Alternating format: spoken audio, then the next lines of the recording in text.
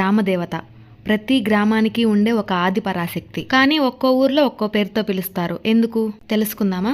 ఆ జగన్మాత ఒక్కరే అయినా పంచభూతాలు అంటే భూమి, ఆకాశం, గాలి, నీరు, అగ్ని వీటి ఆధారంగా ప్రపంచం ఎలా అయితే నడుస్తుందో అలాగే ఈ పంచభూతాలకు ప్రతీకలుగా అమ్మవారిని ఏర్పాటు చేశారు. ముందుగా భూమాత. భూమి అంటే పంటలకు ఆధారం. ఆ రోజుల్లో వ్యవసాయమే జీవనాధారంగా ఉండేది. పంట పండించి ముందుగా చేతికి వచ్చిన పంటని అమ్మవారి దగ్గర పెట్టి తరువాత అమ్మ దగ్గర అర్చకుడిగా ఉంటారు కదా, వారికి సమర్పించేవారు. అదే వారి జీవనాధారంగా గడిచేది. అలా గోగులు అంటే గోగునార, గోంగూర ఎక్కువగా పండించే చోట గోగులమ్మ అని, జొన్నలు ఎక్కువగా పండించే చోట జొన్నాలమ్మ, నూకలు అంటే వరి ఎక్కువగా పండించే చోట నూకాలమ్మ.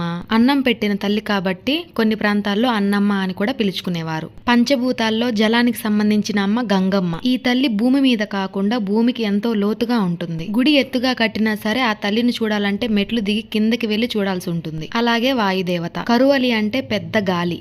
కొండ ప్రాంతాల్లో ఉండే వారికి విపరీతమైన కొండగాలులు వీచినప్పుడు వారికి ఏ ఆపద రాకుండా వారిని రక్షించేందుకు కరువలమ్మని ఏర్పాటు చేసుకున్నారు. తరువాత అగ్నిదేవత. పగటిపూట తేజస్సునిచ్చే సూర్యునికి ప్రతీకగా సూరమ్మ అని, రాత్రిపూట తేజస్సునిచ్చే చంద్రునికి ప్రతీకగా పున్నమ్మ అని దేవతలుగా ఏర్పాటు చేసుకున్నారు. సూరమ్మని ప్రతి అమావాస్య నాడు, పున్నమ్మని ప్రతి పౌర్ణమి నాడు పూజించేవారు. ఆ అమ్మకి కుడికన్ను సూర్యుడిగాను, ఎడమకన్ను చంద్రుడిగాను ఆ తల్లికి పెట్టిన పేరు ఇరుకలమ్మ. అంటే సూర్య చంద్రుల కల ఉన్న అమ్మ అని. ఇక మిగిలింది ఆకాశ దేవత. కొండ మీద ఆకాశమంత ఎత్తులో ఉన్న వారిని ఉరుములు, మెరుపులు, గాలి, వాన నుండి రక్షించేందుకు ఆ కొండ మీద వెలిసిన అమ్మ కొండమ్మ. అలాగే ఎల్లవేళలా కాపాడే అమ్మని ఎల్లమ్మ అని, ఊరి పొలిమేరలలో ఉండే అమ్మని పోలేరమ్మ అని, ఇలా వారి వారి ప్రాంతాలకు తగినట్టుగా అమ్మని పిలిచేవారు. ఇలా ఆ జగన్మాత ఒక్కరే అయినా ఏ పేరుతో పిలిచినా పలుకుతుంది ఆ తల్లి. మరి మీరు ఉండే గ్రామాల్లో అమ్మవారిని ఏమని పిలుస్తారు?